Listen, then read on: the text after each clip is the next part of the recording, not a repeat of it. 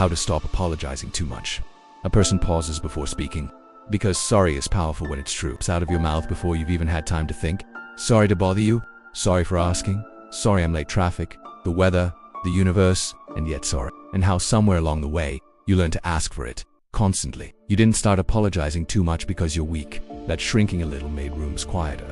That apologizing smoothed edges before conflict could even breathe. So you became fluent in it. It makes you invisible. Every unnecessary apology sends a message not to others, but to yourself.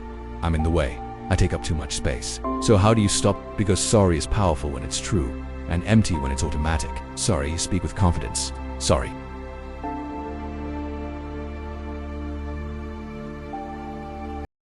You're changing your posture. Apologize when you cause harm, when you cross a line, for having emotions, for taking time, for having a voice. And here's the hardest part, the part nobody prepares you for. You stop apologizing too much.